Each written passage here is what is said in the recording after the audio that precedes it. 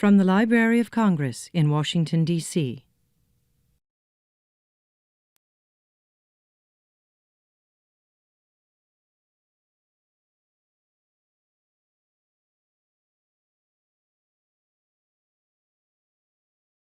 Good afternoon, and welcome to the Library of Congress. I'm Dan Torello on staff of the Kluge Center. Ted Widmer, our Kluge Center director, is traveling this week, so he's sorry he cannot be with us today. Before we begin today's program, I want to remind you to turn off any cell phones or other electronic devices that might interfere with the presentation. I also want to remind you that we are filming today's program for a presentation on our website and on our YouTube and iTunes channels. The Kluge Center was founded in 2000 thanks to a generous donation from philanthropist John W. Kluge. The center is a vibrant community of scholarship on Capitol Hill. We bring together scholars and researchers from around the world to use the library's rich collections to interact with lawmakers, policymakers, and the public.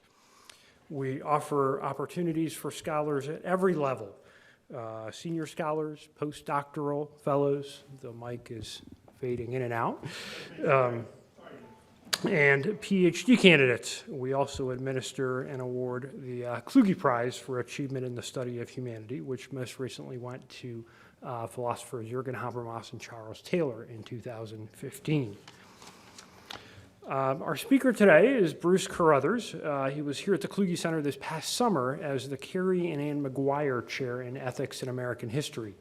The McGuire Chair was created to enable a distinguished thinker to spend a period of residence at the library exploring the history of America with special attention to the ethical dimensions of economic, political, and social policies.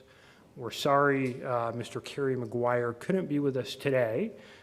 We hold deep gratitude to Mr. McGuire, a member of the library's Madison Council, for his generous donation to endow this chair, which has attracted some of the best scholars at work in the field and has been a treasure for the library and for the nation. Today's lecture is titled The Economy of Promises, Trust and Credit in America. It's a topic that is the culmination of years of thought and writing for Bruce along these themes. Dr. Carruthers has been investigating how, historically, in an economy that depends on credit, people manage trust and how they reduce uncertainty and vulnerability. Dr. Carruthers is the John D. MacArthur Chair and Professor of Sociology and Director of the Buffett Institute for Global Studies at Northwestern University. He is the author or co-author of 5 books on markets, business, the economy, and politics. His most recent book is Money and Credit, a sociological approach, and examined the social dimensions of money and credit at the individual and corporate levels. 2009 book was Bankrupt: Global Lawmaking and Systemic Financial Crisis. It was co-authored with Terence Holliday, and it studied how global actors have shaped corporate bankruptcy laws around the world. At Northwestern, his areas of research include the historical evolution of credit as a problem in the sociology of trust, regulatory arbitrage, derivative markets, and the regulation of credit in early 20th century America. Dr. Carruthers has held visiting fellowships at the Russell Sage Foundation, the Radcliffe Institute for Advanced Study, and the Institute for Advanced Study in Berlin. He also received a John Simon Guggenheim Fellowship and received his PhD from the University of Chicago. So in addition to all this erudition, we can say that we've missed Bruce's good humor and collegiality around the Kluge Center, so we're glad that he's back with us today. Please welcome Bruce Carruthers.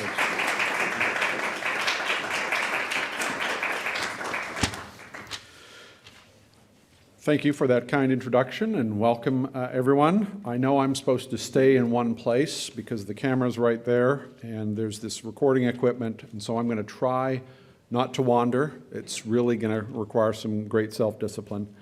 I have to admit this is a bittersweet moment as I'm reminded of the wonderful experience that I had this past summer visiting the Kluge Center, and I'm also reminded that that experience is over. So I flew in from Chicago this morning and had to extract myself from various administrative duties.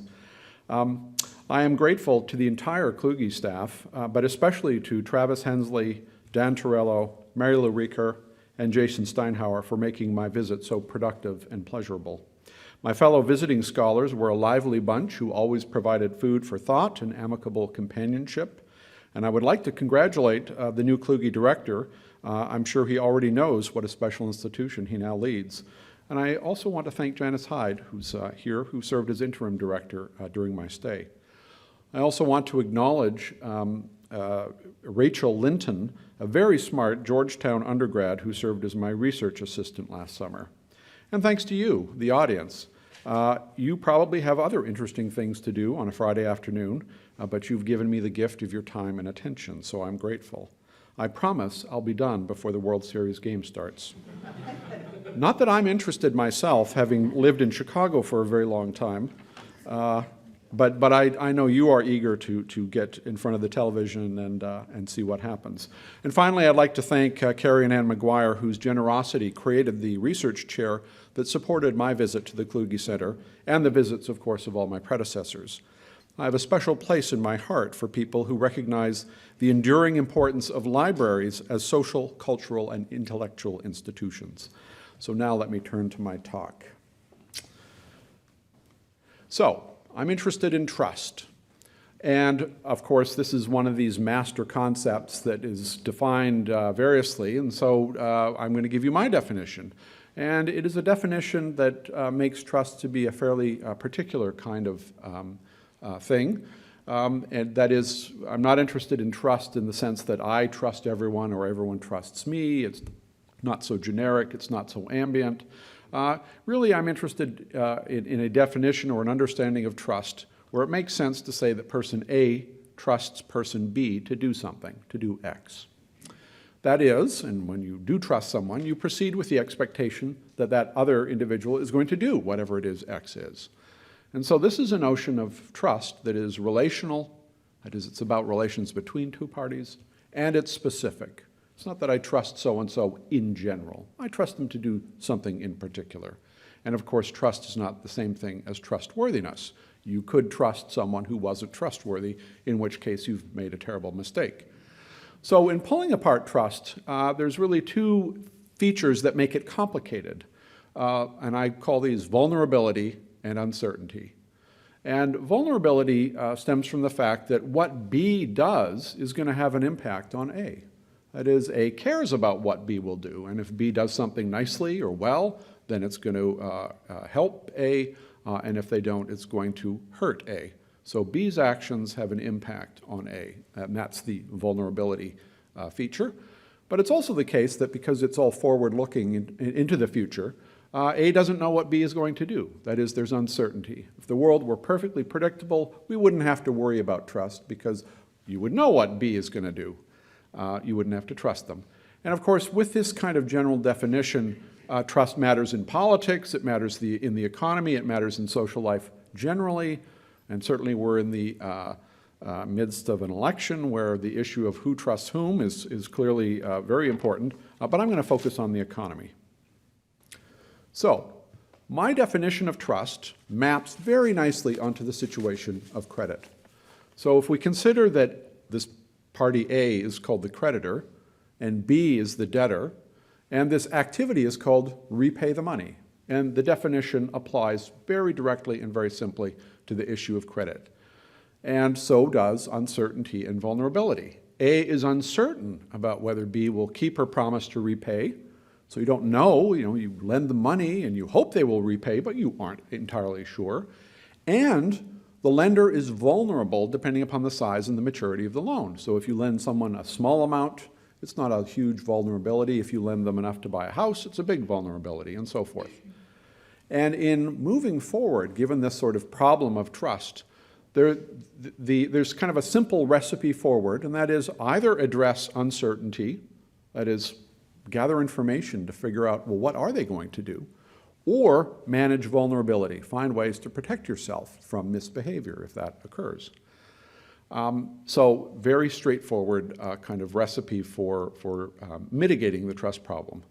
And the real problem is that you can't run a modern economy without credit. That is, this is an inescapable problem in the modern world. Modern economies are built around promises. Lots and lots of people are making lots and lots of promises to lots and lots of other people. And the viability of that really fuels the economy. If no one trusted anyone else, we'd all, we wouldn't even be drinking the water because we'd be worried it was poisonous. And I'm going to have a bit of the water that Dan gave me, and I trust him, and life would be hard if I couldn't. So credit is pervasive, and it's a really practical problem. That is, if you're in the business world, operating without credit makes your life very miserable. But it's also a theoretical issue in the sense that people have thought for a long time, how do we solve this problem? What is the nature of this problem? How can we build institutions that will deal with it? So I've got a nice quote here from Walter Bagehot, who was a very famous 19th century British central banker. He wrote in Lombard Street, "Credit is a set of promises to pay. Will those promises be kept?" So, in this talk and in my project, I'm really focused on the informational side. Not so much on vulnerability, which is an important component, but that would be another talk. I'm really looking at how do people gather information about borrowers to reduce the uncertainty about what those folks are going to do. How do you answer the question, will so-and-so repay the loan I'm going to make to them? And I'm going to focus particularly on the invention of credit ratings and credit scores. And as you'll learn, this is something that was really invented in the United States and now is quite a pervasive form of information. These, over the time period that I'm examining, grew in importance, and they augmented and partially displaced older forms of information, and I'll say a little bit more about that. And as I said, I'm just going to look at the informational side of the problem, that is the part that deals with uncertainty. I'm going to set aside all of the tricks that lenders have for reducing their vulnerability, but just to give you a sense of what such a trick might look like, think about collateral. Collateral is a way of saying, if you don't repay me, I'll take your house, or I'll take your car, I'll repossess your car. That's a collateralized loan, and it obviously reduces the vulnerability because it reduces the losses. So, one of the interesting things about this is that there is some measure of continuity. That is, if you think about and look at how people have thought about the trustworthiness of debtors and how to manage the problem of lending to them, there is some folk wisdom, and I call these durable creditor heuristics, that have existed for centuries. And on the right-hand side, we have the title page of a nice little book that came out of the Bank of Philadelphia that talk about the 4 C's. And if you were a lender, here's a nice handy mnemonic. If you're going to wonder whether you should lend money to some customer, pay attention to their character, their capacity, their capital, and their collateral. Nice little handy memorable phrase. Well, going back to the early 19th century and crossing the Atlantic, in the London Tradesman, which is a sort of a business advice book, you see a very similar kind of mnemonic which says, here are the 4 indispensable requisites to complete success in business: capital, credit, fair character, and connections. So it's a different set of C's, but you get the idea. In particular, there's a lot of interest in character. What is the character, the sort of moral fiber of the borrower? So now I'm going to start to tell you the story of new forms of information that came along. And this very stern-looking man here is a guy named Lewis Tappan. And he was if you've ever been to Oberlin, Ohio, there's a place called Tappan Square. It turns out that Lewis Tappan was a member of a very prominent abolitionist family. So he was politically active, but he also invented and founded a firm called the Mercantile Agency in 1841. And it was a firm that solved a very simple problem.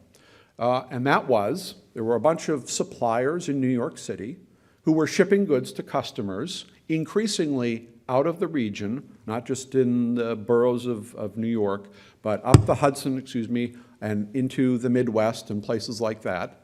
And they were being asked to extend credit to people who were complete strangers to them. They had no information about these individuals, these businesses that wanted to buy from them. They had maximum uncertainty. And so Tappan basically founded a firm to say, I will provide information to these New York City wholesalers and suppliers so that they can address this issue of uncertainty and reduce it. And so this is the invention of a kind of a commodified form of information processing and gathering, or gathering and processing. The information came from a network of correspondents and branch offices. So this guy Tappan cultivated a network all over the United States that would gather information and funnel it to the headquarters in New York City, and they would process that information and would sell it to their subscribers. And they would sell it as credit reports and credit ratings. And if you've paid attention to the global financial crisis of 2008, you may have heard of the issuer pays business model for ratings.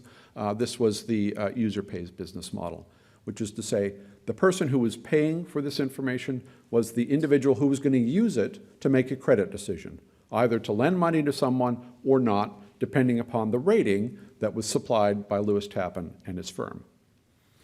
So here's a page from the New York Daily Tribune from 1844, shortly after he's set up his firm and is running. And he's based, this is just sheer advertising, marketing. The modern equivalent would show up if you go to Google, an ad would pop up. But in the old days, you would publish it in a newspaper. But there's, I've got the big arrow there, and I don't know whether you can read it. He's basically telling his customers, here is the proof of the pudding. Here's why you should subscribe to my business, pay for my information. He says, no better way has been thought of this than for such to bring a list of the bad debts they have made since the establishment of the agency in 1841 and ascertain how the debtors stood on the books of the agency when the goods were sold to them. He's basically saying, bring your bad debts to me, all the people that have defaulted, and look in my books, and I will show you that the information that I possess would have allowed you to anticipate those bad debts. If you had come to me then, you would have saved yourself all this grief. That's the kind of test he's putting to his would-be customers. So here's a kind of a stylized network diagram of how this business worked. So in the middle, we've got the New York City head office, and they are still in that area of the country. They had a growing network of branch offices, and the branch offices were in places like Chicago or Peoria or San Francisco, and eventually they went overseas. And the branch offices gathered information from the firms that were being rated themselves. So they would send out people to solicit information from a business. They relied on key informants. That is, there were people who knew what was going on in a particular town. And they also had a kind of a generalized sentiment that they called the trade, which was sort of like, what does the market think of your particular firm, right? So all of those three sources would funnel information to branch offices, and they would pass it on to the headquarters in New York City. They also had a network of direct correspondence, that is, people who supplied information courtesy of the U.S. postal system directly to the head office. Then they would compile all that information and turn it really into two products that they would sell to their customers who are at the bottom. They sold reference books, and I will show you what those look like, and they also sold commissioned reports. That is, somebody could commission a report specifically about a particular business. But I'm going to focus mostly on the reference books because they were the most important of the informational products. So this is a couple of manuscript pages that give you a sense of what this information looked like. On the far right, we've got the mercantile agency, R.G. Dunn. It's the precursor of Dun & Bradstreet, which you may have heard of. And in this case, they've written a letter to a firm and said, tell us about your business. And the person who receives that letter presumably would have submitted some sort of report to Dun & Bradstreet, or Dunn, excuse me, and they would have taken that and coded it in a particular kind of way. And on the left-hand side is a page of one of the ledgers, the sort of core proprietary information that they gathered. And what's fun about it, and let's see if I can get this laser thing going. They liked, as correspondents, local attorneys, because an attorney in a small town knew everyone's business, literally. because if you ran a small business, you would need someone to write contracts, to collect debts. There would be some low-end legal work. And so local attorneys knew a lot. They were a fabulous source of information. And you can't see this. Whoop, I will. Now I come back into the camera. I have just indicated, for the camera's benefit, a part in the page where they identify a local attorney, and this is Sangamon County, which is in Illinois, and there's a fellow named Abraham Lincoln who eventually moved closer to where we are today and did something, I can't remember what. But he was, on a day, early on his career, he was a local attorney, and he provided information to the mercantile agency. It would go to the head office, and the head office looked like this. They looked like business offices with lots of clerks and filing cabinets and people running around processing information. Remember, this is the 19th century equivalent of big data. They are gathering information on a scale that's unprecedented, and they are processing it and collating it and preserving it, and then they're selling it again, so they're commodifying it. And it happens in offices like this. The big difference you'll note between 76 and 83 is overhead lighting. It helps when you're in an office to have lights, right? And and you can see that. Here's a branch office in St. Paul, Minnesota, 1895. One of the things that's characteristic of the mercantile agency and all of these is they were on the cutting edge of information technology, 19th century style. And in the 19th century, IT meant filing cabinets and typewriters and secretaries and stuff like that. And you can see they're amply provisioned with all of that. So this is sort of the site of the work that is being done. It's informational work. So they receive a bunch of information for these multiple sources. They come in the form of letters, and the letters are transcribed into a ledger. And this is a page from one of the ledgers, and this is for businesses that are in Bristol County in Massachusetts. The original letters are destroyed, partly in order to protect the confidentiality of the information sources. So they didn't want people to know who their correspondents were. It all was going to be a secret thing. So to accommodate that, they destroyed the letters, and they would record the content of the information in ledgers like this. To give you a closer look, again, this is going back to Boston. It's R.G. Dunn. It's beautiful penmanship. You kind of can appreciate the decline of penmanship in America by looking at these documents. But they're still kind of hard to read. And so what I've done is transcribe a couple of entries just to give you a sense of what did they know when they were busy trying to ascertain the trustworthiness of a would-be debtor or of a small business. What did they actually want to know? Well, here is a couple of examples. So this is the entry for a dry goods firm where the proprietor's name is Nathan Tiffany, and his address is 771 West Madison Street. And if you know Chicago, that's actually quite, just west of the Loop. And I've highlighted in red a couple of things just to call your attention to some of the detail here. The first entry is from October 13, 1873. So when somebody kind of came on their radar screen, they would receive information from time to time, and they would update it, and every update involved another entry. So in October of 1873, they note that Nathan Tiffany has made the following statement. And what this means is they have gone to Nathan Tiffany, and they've gathered information directly from him. And he has been cooperative. He has made a statement. Sometimes they would go to somebody, and that individual would refuse to provide any information, and they would note that fact. So-and-so refused to provide a statement. And of course, the thought there is, what are they hiding? Why aren't they telling us what's going on? But here, Nathan Tiffany has provided a statement. He said he was in business for about 4 months. He used to be a clerk for Field Leiter and Company.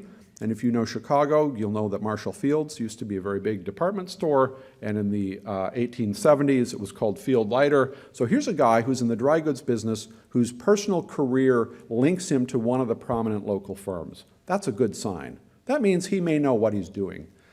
He has stock of about $1,800 to $2,000 worth. That's the 18C, and this is an interesting mixture of Roman and Arabic numerals here. So he has stock worth slightly less than $2,000, and he has liabilities worth around $300. So it's kind of an informal balance sheet for the firm. assets and liabilities. He owns real estate, city lots in his own name, that are worth about $1,500 and free of encumbrance. So this is real estate that isn't mortgaged. And then they talk about some of the property that the wife has. And then we go to 1874. It turns out he owns a lot in Hyde Park, of course, where the University of Chicago is. And then we go to 1877 at the bottom. I'm skipping over some detail, and let's stick with the red. And here is another kind of telling bit of information. He is an honest, industrious Englishman, close and conservative in his business and not likely to go beyond his depth. His statement is thought to be substantially correct, and he is considered a good risk for small lines of credit. So this guy gets a good rating, right? And he's given a statement, and they have observed to themselves that they believed his statement. Very frequently, they don't believe somebody's statement because they're not idiots. They know that sometimes somebody will issue a statement that's manifestly an exaggeration. So they're skeptical about the information they receive, but they've drawn their own conclusions, and they do this sort of outrageous national stereotyping. So here's the good, honest, industrious Englishman. Thank goodness for honest, industrious Englishmen. So again, here's another entry, and I'll go over this one more quickly. And this is from Peoria, Illinois, downstate, and a guy named John Markroff in 1871. Again, they talk about his assets and his liabilities. He has $1,000 to $1,200 in stock, owns no other property, has not a desirable business location, and not much is known of him here. So there's a little bit of a cloud of a mystery over this guy, and he doesn't seem to be in a great location. And then we go to 1873. They say not much means honest and considered good for any bills he may contract is worth about $4,000. So between 1871 and 1873, it seems that his situation has improved. And then in 1875, we go back to the outrageous national stereotyping. He's a good, careful German, right? So this is one of the things that you do see in the records is this kind of national stereotyping, and it really is a shorthand way of talking about somebody's character. Where do they come from? What kind of a person are they? And on it goes. That is not, I should flip back, this is the proprietary information that they did not share with their customers. It's what they accumulated, it was their sort of knowledge base, but what they sold to their customers was stuff that looked like this, a published reference book. It looks like a phone directory, even though this is before there are phones. But to blow it up, what you have is an alphabetical listing of firms by the name of the proprietor. So we've got James Farrell, who it turns out is an undertaker, not someone you want to meet. And then there's a score, E2. And so if you wanted to, sell coffins to James Farrell, for example, and you wanted to know if he's going to pay, if he's good on the coffins, then you would look him up. As a subscriber, you'd look at the entry and you'd go, E2, oh yeah, okay, what does that mean? And there would be a key, and that's the stuff on the right. Let me disappear off camera. This stuff here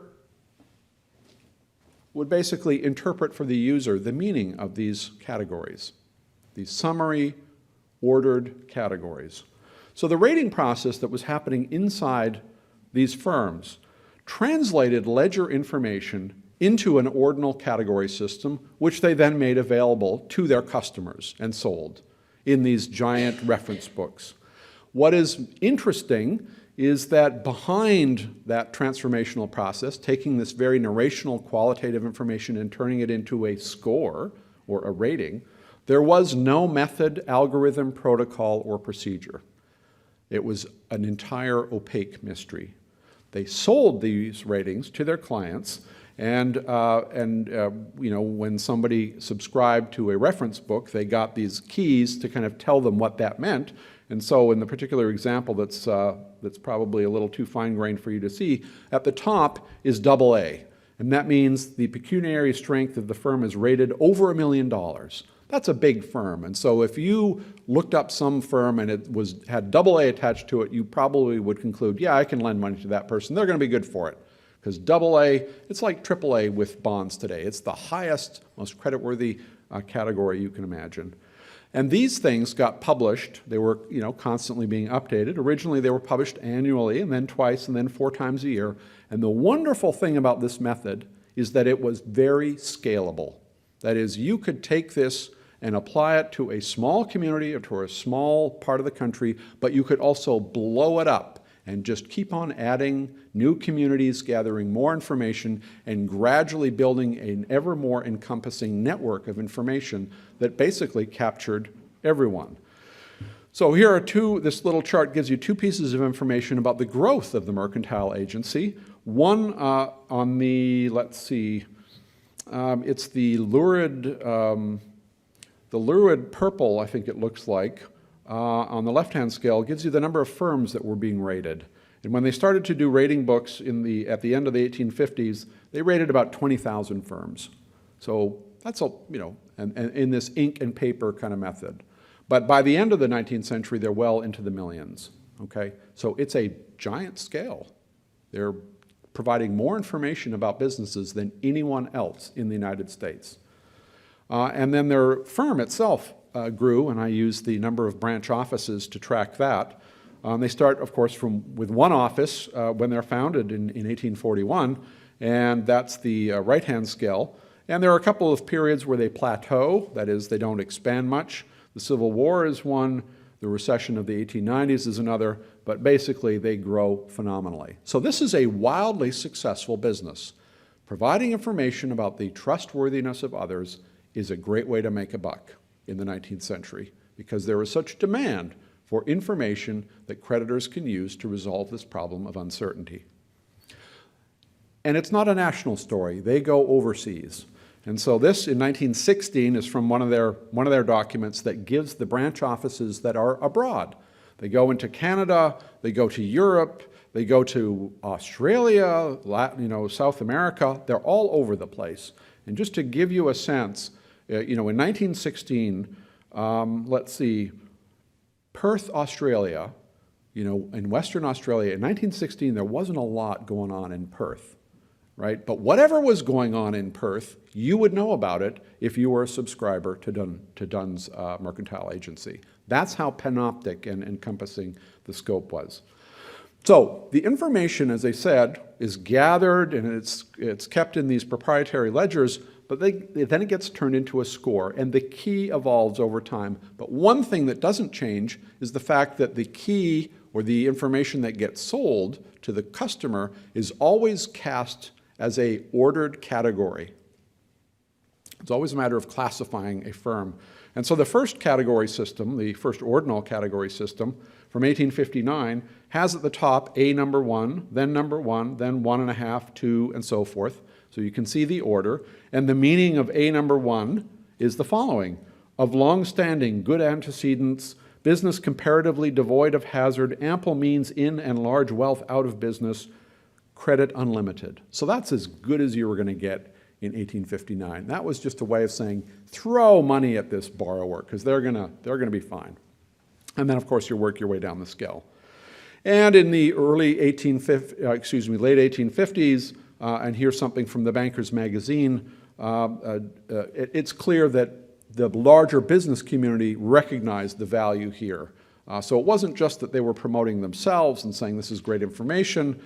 There were authorities like bankers who also weighed in and said, for example, the valuable services the mercantile agency, has rendered to the domestic trade of the country as a check upon our credit system are acknowledged by the mercantile community. So this is basically a way of recognizing the fact that this stuff seemed to really work for those who used it, this information. So one of the interesting things that happens over time is the evolution of the category system. So the first one from 1859, now we have a two-dimensional category system where we've got A plus on top and then A, B, C, all the way down to L. And then on the right-hand column, you've got A1, and this use of alphanumeric labels underscores the fact that these are ordered categories.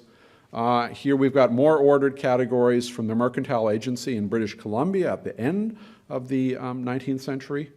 And another congratulatory headline from the Chicago Tribune. The headline says it all: the mercantile agencies, they have grown indispensable to business. So this is a thing that really took off and really locked in to the American business community. And one of the interesting things about it is that although in its origins it really dealt with short-term unsecured trade credit, it gained such a powerful hold over the ways in which people started to think about credit and creditworthiness that it was very natural for John Moody, when he started to rate railway bonds in 1909, that he would adopt essentially the same kind of system. So when we get into long-term bonds, which, as you know, is a very different kind of credit problem, for capital-intensive businesses like the railroads, or for sovereigns, or for any of this other big stuff, it was natural to use the ordered categories. So here we've got John Moody, who started to rate railway bonds in 1909, and I don't happen to have a slide of the 1909 ordinal categories, but in 1912 it's the same setup, and you can see at the top is AAA, and then AA, and then A, very much like a modern bond rating. So Moody basically said, this great system for assessing short-term unsecured trade credit and the trustworthiness of borrowers in that world, I'm simply going to apply to long-term corporate debt, starting with the railroads. And it worked. He succeeded just as well as the predecessors had. And we can move forward in time, and here's Standard & Poor's, another bond rating agency from the late 1940s, and again, you see the same old ordinal category system. So this way of thinking about trustworthiness as somehow involving categorization into an ordered category system really gets locked in and is reproduced going forward. Even as, of course, the world of business is changing, this system does not. And so we have Dun & Bradstreet categories from 1960, and ratings are breaking out all over. So you could find a rating book for a particular firm, or excuse me, for a particular location, in this case, Cleveland. And this is, I just note, is around the same time that the Cubs last won the World Series. Isn't that interesting? Huh, how did that get in there? Anyway, so this kind of thing is going on all the time. If you wanted to sell goods to an individual in Cleveland in 1909, you would be a subscriber to a volume such as this, and you would look up the person's name, and this is for individuals now, not for businesses, and you'd look them up, and they might be given an A rating, in which case they'd be a good customer, or they might be given an F rating, which means not so good, and so forth. There were ratings that were attached to industries, and so here's the seafood industry in 1913. Same story. This as an idiom for examining or for gathering and portraying information about trustworthiness becomes very widespread. So one of the big issues, one of the big mysteries to this project is, how useful were these ratings? They obviously succeeded in the sense that the business of creating and selling ratings spread. But what did they actually do for the users? And here, the credit raters themselves made very strong, but I would say ambiguous claims about their ratings, which is to say, they would insist that their customers will do very well to pay for the information that they were going to sell, but they were a little canny about saying, by the way, you'll be able to predict who's going to fail and who not if you subscribe to our information. They kind of fudged and hedged when it came to that kind of stuff. In another stage of my project, what I did was gather a data set of 247 Chicago dry goods firms from 1879. And what I've done is, and I've picked dry goods firms because these were sort of the predecessors of the modern department store. And they were very heavily embedded in credit networks. That is, they obtained credit from their suppliers. They extended credit to their customers. And so for them in particular, good management of credit was absolutely critical to their success. And of course, Chicago in the 1870s is a booming place with lots of business, and so the population of dry goods firms is expanding. There are new ones being added, there's old ones going bankrupt and so forth. And what I did in this project was to link that proprietary information that you've seen that was contained in the ledgers to the published rating, and then to see, does that predict failure or distress of the rated firm? That is, could you use the rating to predict who's going to fail and who not, who would be a good risk and who not?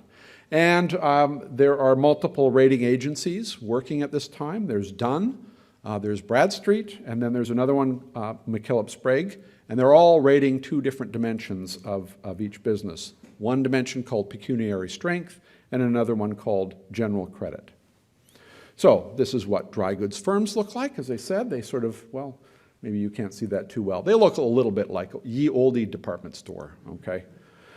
And as I said, it's fair to hold them up to the standard of can they predict failure, because the firms themselves were deeply interested in failure. In fact, the rating agencies became definitive sources of statistics about failure. And here's something from Dunn's Review in the 1890s, where they've published a table on commercial failures in 1896.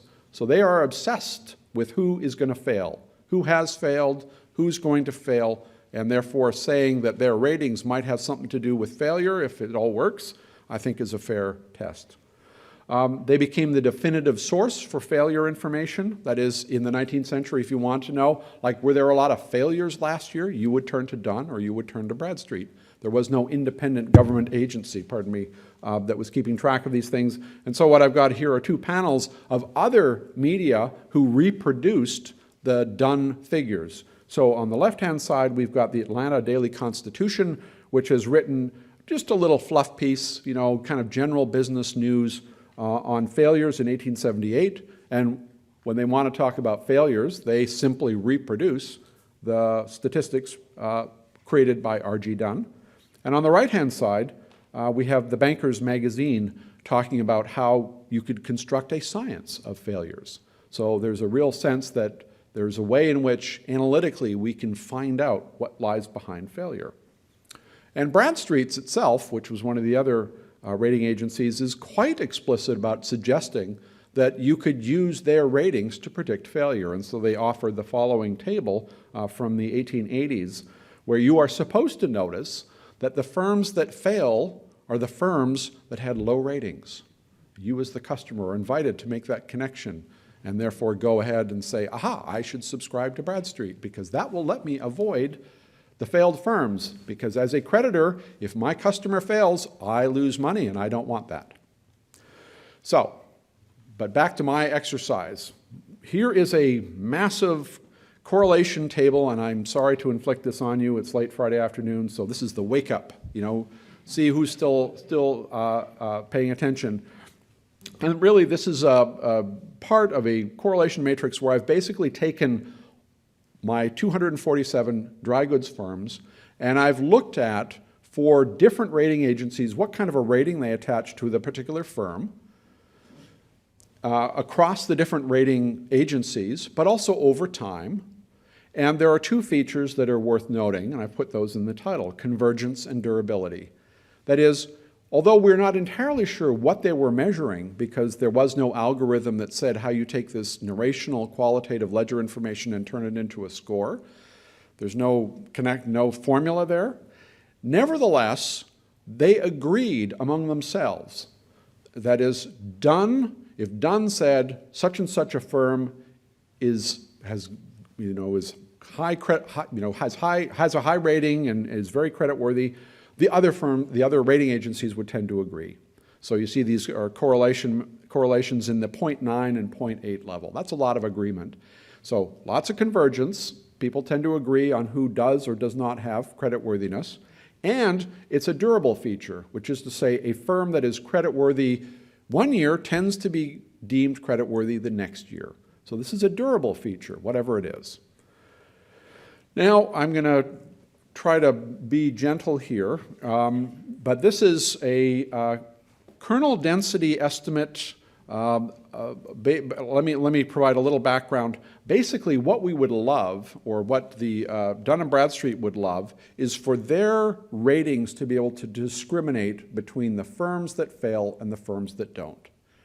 And so what I've put on there is the scale of pecuniary strength, which starts at 0 and goes up to 25, and this is the distribution of firms that are in the sample, okay? So that 247 firms, they were all given ratings of pecuniary strength, and I've simply drawn a chart that shows the distribution over that dimension.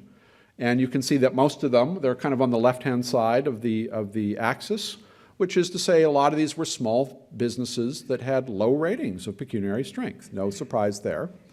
But there's two lines, one is red and one is blue, and that is, yes, they failed, that's blue, and red, no, they didn't. And if measures of pecuniary strength were able to tell or detect a difference between those firms that fail and those that don't, those two distributions, those lines should not be overlapping, and they do overlap.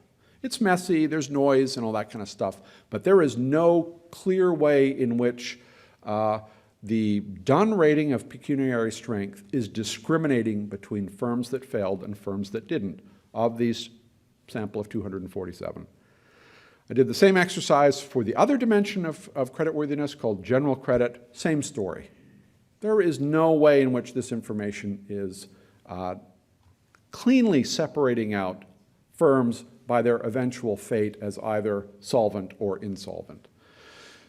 So, and I've got a table if anyone wants to hear more in the Q&A. So the short answer to the question of did this information work is no, not much. Didn't do a lot, and yet it succeeded. So there was widespread agreement that the ratings were useful. The agencies were quite equivocal about their accuracy, but it all succeeded despite their predictive deficiencies. So people were paying for information that it turns out really wasn't doing a whole lot for them, at least in this sense of can you predict who's going to fail, which customers are going to, not repay their debts. What was driving it? Well, here what's interesting, there's two other features of this information that I have noticed really were shaping what was going on in the 19th century. This is a form of intellectual property, right? These were for-profit businesses that created information and sold it to their customers. It's a form of intellectual property, and naturally they were interested to protect their intellectual property. So it turns out that a lot of what they were doing in the 19th century was not in the service of accuracy and greater scientific measurement of creditworthiness and tracking outcomes and all that kind of stuff. What they were mostly doing was trying to prevent piracy. They didn't want somebody to steal their information or to pirate their reference books.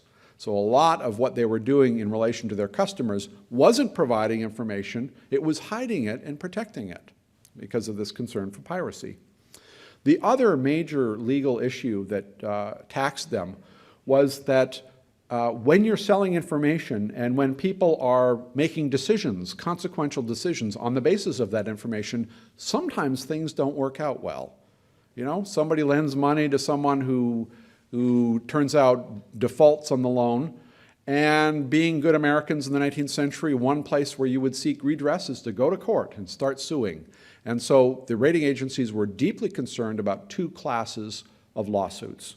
They were worried about firms that had, who were their clients and who'd looked at another firm that was given a high rating and loaned the money and then they hadn't repaid.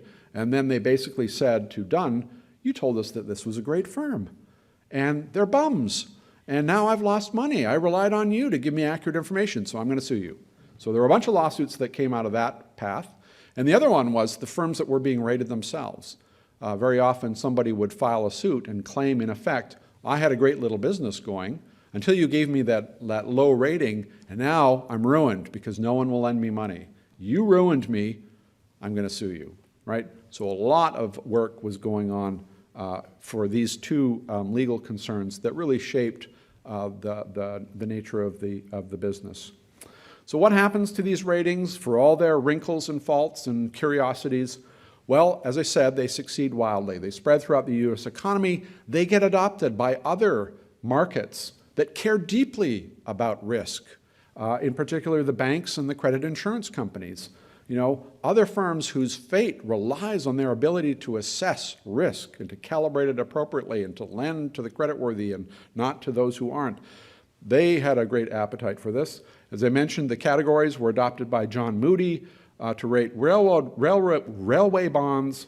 The bond ratings were used by Federal Reserve banks to govern access to the discount window, which in the early 20th century was the major thing that a Federal Reserve bank would do for members. Bond ratings were adopted by various regulators starting in the Great Depression, such as the Comptroller of Currency, for valuation of bond holdings. And so what you see is a spread in the private use of this information and also in the public regulatory use of this information. So for all of its warts, this information gets deeply inscribed into the basic decision-making machinery of our modern credit economy. And going forward to the end of the 20th century, you find bond ratings are used in the over-the-counter derivatives market, which now, when in 2008, where there were those big scary numbers about hundreds of trillions of dollars of value in the OTC, that OTC market is built around ratings. If you go deep into the contractual machinery, you find ratings are there as well. So here's just a couple slides of credit insurance and then how you would use it if you were interested. Here's going to global regulatory standards, the Basel II bank capital standards, and you can see the risk weights go directly off of the ratings that are given, AAA to AA, and you get a 0% risk weight and so on. So this is just kind of bearing out what I talked about. This machinery that was invented to talk about businesses and then big businesses and then banks, it also is applied to individuals. Everyone in this room, I'll wager, has got a FICO score. And that's something that follows you around, and your ability to get a new credit card and the terms under which a credit card would be given you, all of this is driven by your FICO score. It's better to have a high score than a low score. But that was a way in which household consumer credit adopted effectively the same kind of system that originally was invented for small businesses, which is to say, create a rating system, and then credit can go to people who are unknown to you, who are complete strangers. So I'm winding to the end here. So the bottom line of this big historical sweep, these strange changes that have occurred, this form of information that seemed to take over our economy despite its manifest deficiencies, what's going on here? Well, one of the interesting things for me is to witness how soft information is turned into hard information. And this is a term borrowed from financial economics. The soft information is what you saw in the ledgers. It was this sort of characterological assessment of someone, and he just moved in, and he had has a good career going because he learned from the best in the trade, and his wife has got some assets, and he's a good Englishman. All of that is very soft information. It gets turned into a hard score. And that process of turning soft information and hard is being reproduced every day. When your FICO score comes out or is revised, some algorithm is doing exactly the same thing. They're taking the trail of your engagement in the economy and they're turning it into a number. And they're using that number to drive all kinds of decisions that are very fateful for you. So how to characterize that? This is a shift from idiosyncratic, equivocal, qualitative character assessments, which is sort of the old-fashioned way, to this more systematic, unequivocal, quantitative measurement of trustworthiness. Now, this may sound to you like a good thing, because numbers are more accurate and numbers have this sort of all of the baggage of science and accuracy and so on. But in fact, I want to remind you that there is it's much less a happy story of progress. So when all of that massive information gets boiled down into a single rating or score, simplification necessarily excludes lots of information. That is, you may think, oh, there's the cloud of noise and now we're going to have the signal. But in fact, the signal ignores a lot of the information that's contained in that cloud. Got to stop waving my hands here. And so, for example, the relationality of credit. The fact that trust is relational, it's between two individuals, that gets lost because the score gets attached to the debtor. And the fact that how creditworthy you are always really matters in relation to whom. I, as a borrower, am probably more creditworthy in relation to my sister than I am to my bank. If my bank lends me $100, well, I'll try to repay them. But if my sister, lends me $100, well, I'm really going to take care of my sister, right? Because our relation is very strong, unlike the relation between myself and my bank. And that fact is ignored. That's lost in this scoring. There's a lot of ambiguous and conflicting information, and what you get is a very precise, well-calibrated, unambiguous score. You are exactly AA or AAA or whatever it is. But in fact, the real fact of your life or the real fact of the borrower is much more ambiguous. And so why do we make ambiguity go away? Right? That's definitely a loss. The information is of variable provenance. Some of it comes from very credible sources and some of it from not. Some of it is really gossip and hearsay. all of that variable provenance gets lost in the score. The measurement process itself is highly reactive. That is, when Dunn sent a staff member to a business and said, tell us about your business, that business would go, oh, it's the guys from Dunn. I better tell a good story. I better make myself look good, because what they conclude about me is going to affect my life going forward. If they like me, I get a high score and I get lots of credit. And if they don't, right? So they would try to game the information, and of course Dunn was mindful of that, so they would try to make adjustments for whether they were being gamed, and so the whole thing was very reactive. And of course the rating process itself was very opaque. We see a very substantial increase in the scale and scope of this information system, and one of the reasons that we use it today is because it has this strong affinity with algorithmic decision making.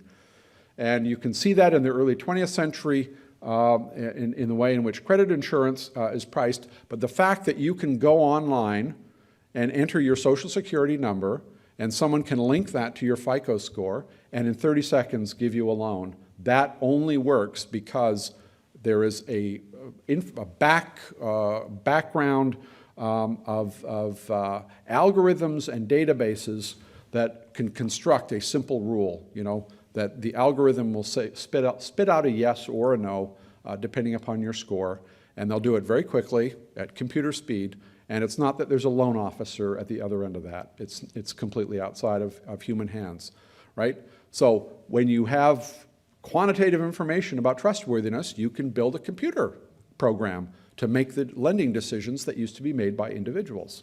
And that, of course, allows you to make decisions on a much bigger scale, to do so much more cheaply, but not necessarily to make better decisions. These numbers are portable and they are used in different contexts, and so now what we've started to realize is how much FICO scores not only govern access to credit, but also govern access to employment. Employers pay attention to FICO scores.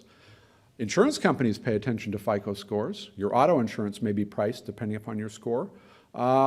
Landlords pay attention to your FICO score. It's hard to rent an apartment if you have a low score, because the landlord will say, no, I don't want you as a tenant, right? So your fate in many, many different parts of life are suddenly is going to get driven by this one piece of information.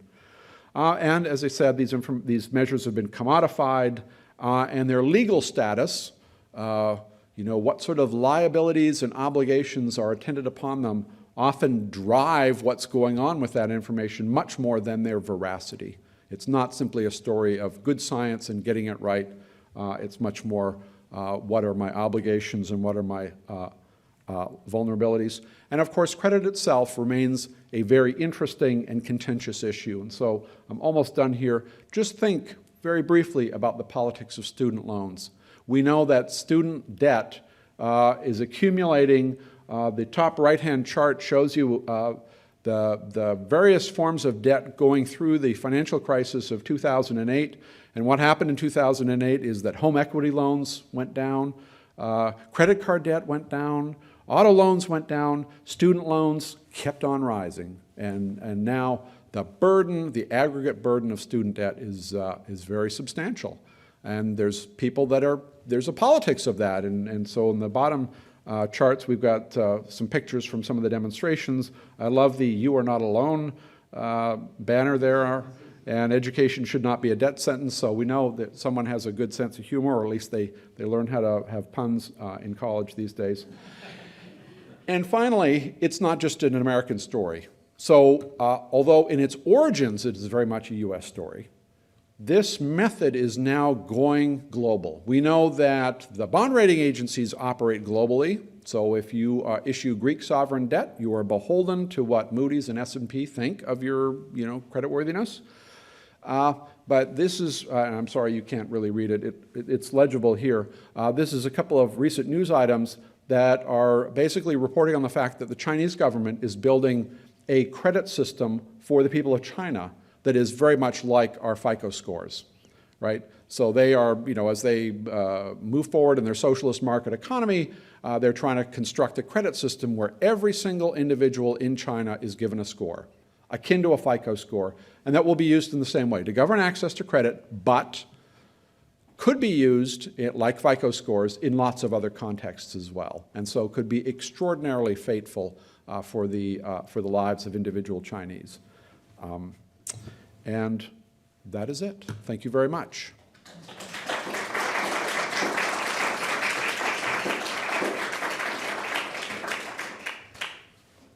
About 15 minutes for questions. He's got a mic there, so they'll, yep. Thank you very much for the wonderful presentation. I learned a great deal about the history of credit. But I'm going to ask a librarian question about the sources that you used. I know the library probably has all these reference books that are done printed. But what about the beautiful handwriting? And I know the manuscript division has the Lewis Tappan personal papers. How much is business activity mentioned in the Tappan papers? So the main source for those ledgers, the main repository of those ledgers, I think there's around 1,200 of them. They're all massive bound volumes. It's the Harvard Business School Library, the Baker Library. And what happened was that at the end of the 19th century, Dunn basically transitioned from their old style of keeping all their information in ledgers to files, in file cabinets.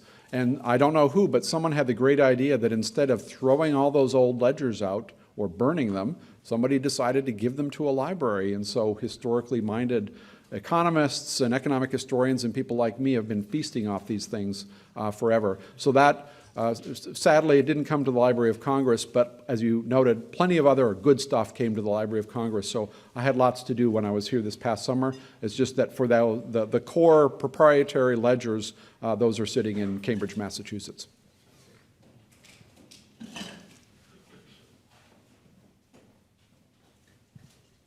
Hi. I was wondering if I could get your thoughts. I don't mean to go in this direction, but you brought up politics at the end. On like you mentioned the lead up to the crisis. If you thought there was any sort of mismatch or weird dynamic going on whereby S&P, Moody's, and Fitch were all basically kind of an oligopoly, right, granted by the government through NRSRO status. So I think it was like in The Big Short, you saw where the banks were basically paying. So I think it also goes back to your point about who's paying for the ratings. And then as you know, in Dodd-Frank, it kind of removed the use of those ratings. So if you could talk a little bit about the issues going on there. Right. How many hours do you have? So I'll just say a couple of things because really you've opened up a giant can of worms. I did mention that the original business model was called user pays. In the 1970s, the business model changed. So for the bond rating agencies, they also started with a user pays. And so if you subscribe to Moody's, Moody's would send you a reference book and you would use that to decide which bonds you wanted to buy if you were managing a pension fund or some sort of portfolio. But starting in the 1970s, for a number of reasons, one of which was the growing use of the photocopier, piracy really became a problem for the bond rating agencies, which is to say anyone with a photocopy machine could take their reference books and start to make multiple copies and share them with their friends, and so they were losing money on that front. But also the failure of Penn Central was a real shock to bond markets, and Penn Central was a big railroad, very blue chip, very unexpected.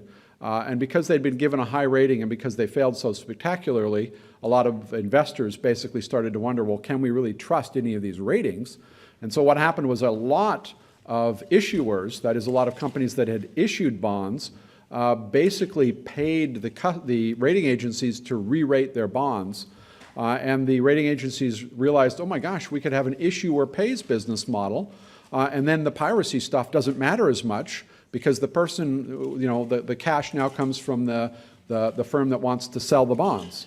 But that, as we saw in the lead up to 2008, creates a real conflict of interest, which is to say the rating agency, their customer is not the person that's using the information and who therefore would like to have information that was accurate.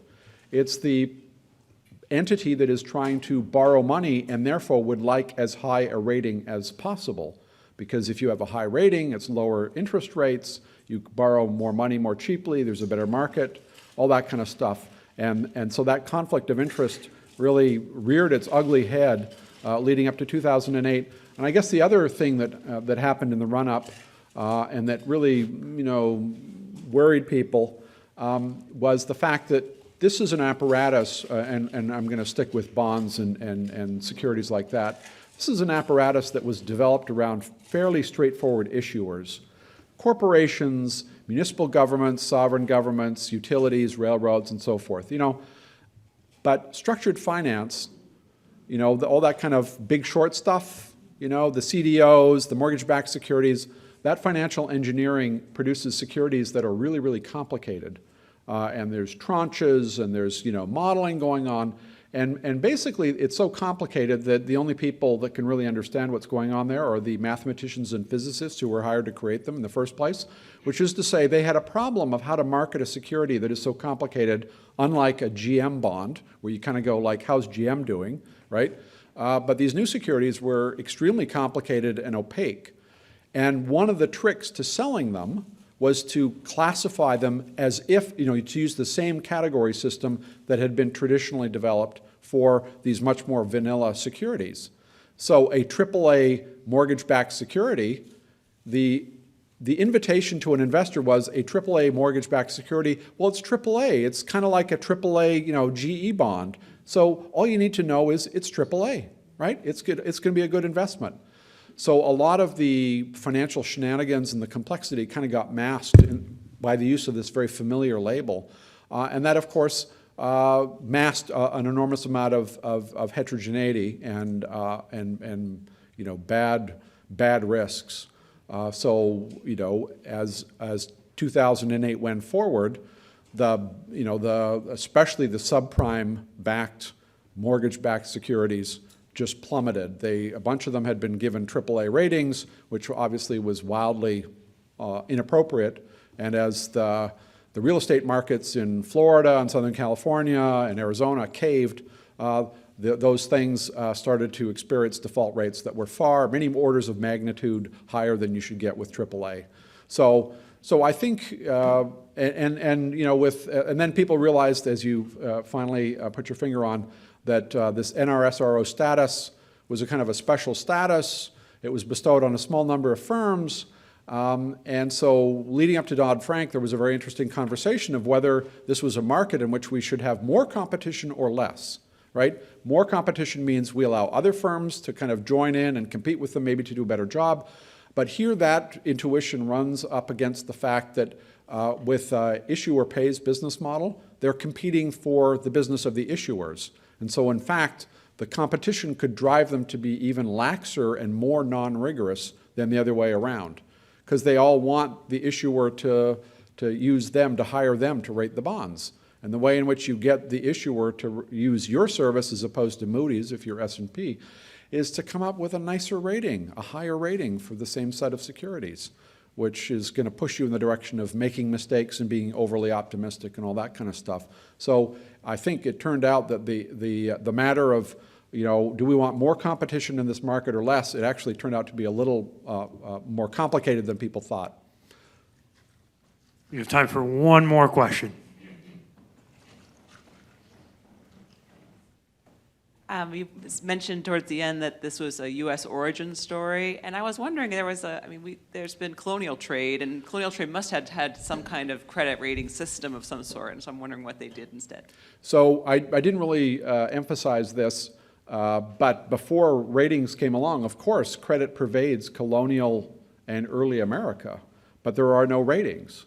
But what you have is reliance on very old-fashioned, social network-based, are we part of the same community? What's your reputation? If I don't know who you are directly, I know someone who knows you. So direct ties, indirect ties, kind of very much a kind of the reliance on existing social networks, friendship, kinship, acquaintanceship, however they're styled, to circulate the kind of information about who's trustworthy. And it turns out that does characterize the United States beforehand, and it also actually characterizes a lot of colonial trade. There are a few more networked businesses than the colonial trade. So it was a small number, of major firms who mediated trade between, England and colonial America. And within that, geographically dispersed but socially compact group, you could actually do quite a good job circulating reputations and so they really didn't need ratings. It's when you start to deal with a high volume of people who are really true strangers to you that you need to look for a different solution. And that, it turns out, broke out mostly with a growing domestic trade in the U.S., where, if you were a New York City supplier, the New York area, you could find out what's going on pretty easily. But somebody from the Midwest in a city like Chicago, you have no idea what's going on there. You don't know any of those people. They're all strangers to you, and you don't have any direct or indirect network ties into that community. So you're really looking for someone to help you out, and that's why they stepped up. So if you look at the establishment of the railroads and denser distribution and transportation linkages domestically, it really opened up an opportunity for the rating agencies. But the question's a good one. I think the old-fashioned solution of rely on social networks, and because I know you're a sociologist, that probably doesn't make you too mad. That actually works with colonial trade and a surprising amount of long-distance trade. We hope you'll continue the conversation over some refreshments. Please join me in wishing good luck to the Cubs, I think, and thank you to Bruce Carruthers. Thank you all. This has been a presentation of the Library of Congress. Visit us at loc.gov.